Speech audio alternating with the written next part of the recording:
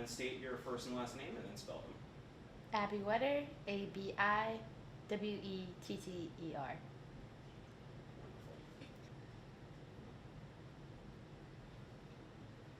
What was a typical outing like for your family?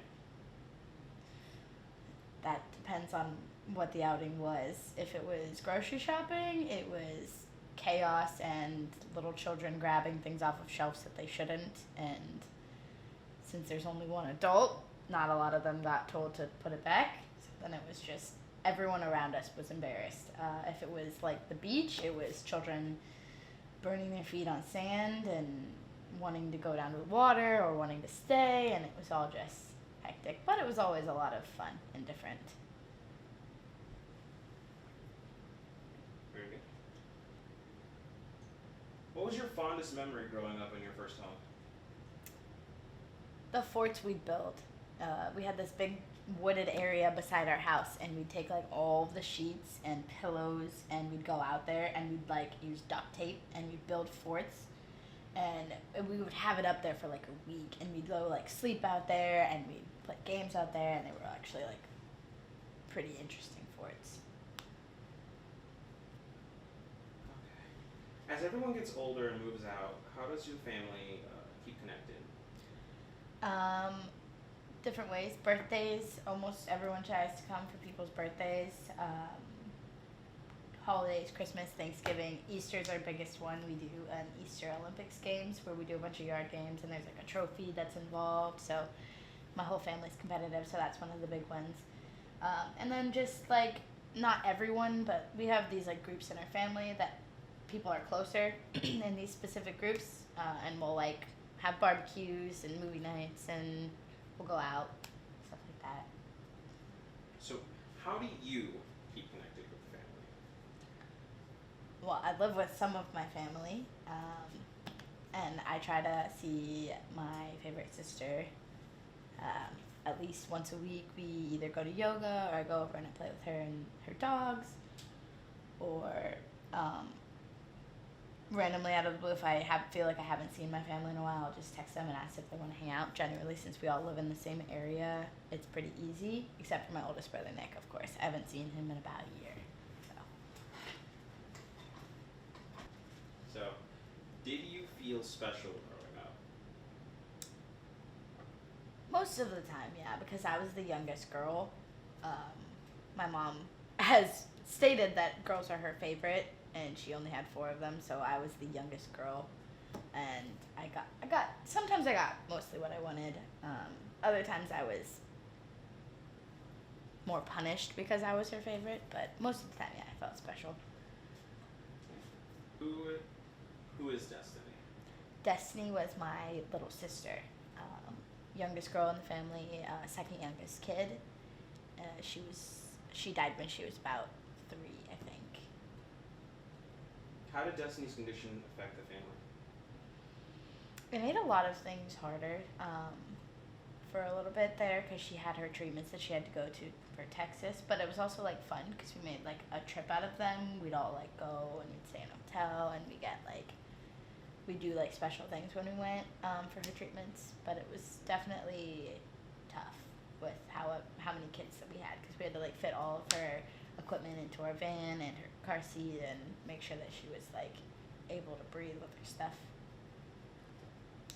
How do you remember her?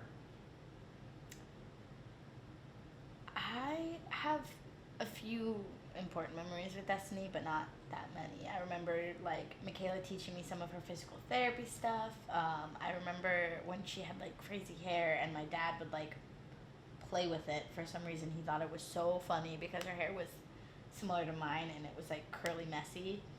And my dad would like try and brush it out, and I was like, "Don't brush out her hair; it's gonna hurt her." And then I have memories of like burying her in the sand at the beach, of the beach. And then I just have like memories of her like treatments, that we'd be in like this weird big machine, and it was like loud.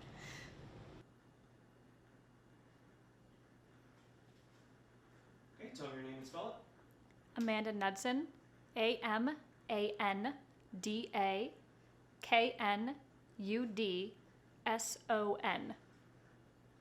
Awesome. Let's go. Okay, how do you remember typical outings going for the family? Are you referring to my family growing up or the family, like down here, Zach's family? Your winners. Chaotic is the first word that comes to mind. There was not a lot of structure. There was not a lot of form. I'm a type A personality, and it got to the point where family outings, I either stopped going or I started organizing because I couldn't handle the stress of not knowing who was bringing what and where we were meeting and when we were meeting and what was the address, and it was just very all up in the air and just not acceptable for me. Okay. So how would you say that the family operated? Was it more like Cheaper by the Dozen or The Sound of Music? The family operated definitely more along the lines of Cheaper by the Dozen. It was a child-run household for the most part. There was the sister Cinderella, who did 90% of the cooking and cleaning. That was Michaela. And then there was the homeschooling aspect that was technically run by their mom, but it was a lot of independent study because to homeschool at any point in time more than 2 or 3 different grade levels is not, I don't want to say possible, but not easy. For example, a spelling test, when you have a first grader and you have a 10th grader, they're not going to be spelling the same words. So it was a little different. Do you want a large family yourself? So by the definition of large family, in no way, shape, or form, I do not want 10 children. I grew up in a family of 5 children, and that was a bit much. Large family, I think standard American family is like 2.2 children. I'd be okay with 3.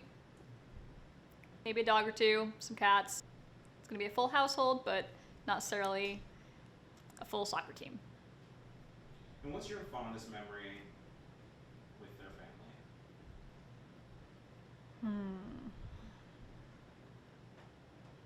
So Zach and I have been together over 11 years. So there's a lot of different memories. My favorite one, I really feel like my favorite one is actually at my wedding when everyone was there, and it's not the after party, but it felt like the after party. Everyone's out on the dance floor and having a good time, and there's no drama. It's just everyone was having a blast, and looking back, you can just see the pure joy and happiness on everyone's faces. You know, I think that's my favorite memory. How do you remember typical outings being like with your family? Anything but typical. I know once a week we would always go to Costco and Publix, and it was like a big to-do every time because growing up with, 12 people in the house, you need a lot of food and a lot of toilet paper and a lot of paper towels and a lot of everything else always. So it was always a big, whole day affair. We'd all pile into our giant van. We'd have 3 grocery carts we were all pushing around. There's a lot of yelling because every kid likes to touch everything, and don't touch that, don't touch that, don't touch that. And if we were good, at the end of Costco, we always got to get ices. But you always had a sharing partner because 10 ices is ridiculous. And I don't know if you've ever had an icy from Costco, but they're about this big. So no child needs that much icy in their life. So you always had sharing partners. And I felt like I always got stuck sharing with my sister Shelby, who then would let me have 3 sips and then take the whole thing. And then when I complained, I got told to stop complaining or else next time I wouldn't get an icy. But yeah, I will say though, going out with my family lended to the fact as an older person, as an adult, that I don't get embarrassed anymore because once you've gone out with 10 children, there's nothing else to be embarrassed about after that setting has passed. Yeah, those were fun days. Oh, but then there was a time where we were having a bonfire it was always fun times when it was cold because Florida and hot is horrible. But one time we were having a bonfire, and my older brother, Zach, thought it would be the most hilarious thing to light a dead palm frond branch on fire and run around the yard with a flaming, basically, for lack of a better word, giant torch, and then throw that on top of the giant pile of yard clippings, and that all lit up too. And I thought that was hilarious. And I thought it was really fun when my mom came out to yell at him after. As everyone gets older and moves out, how does the family keep connected? I would say that some of us keep connected very well and some of us kind of fall off a little bit. It's very hard with my oldest brother and his wife and kid because they live as far away in our country as you can get without being out of the country. They live in Oregon.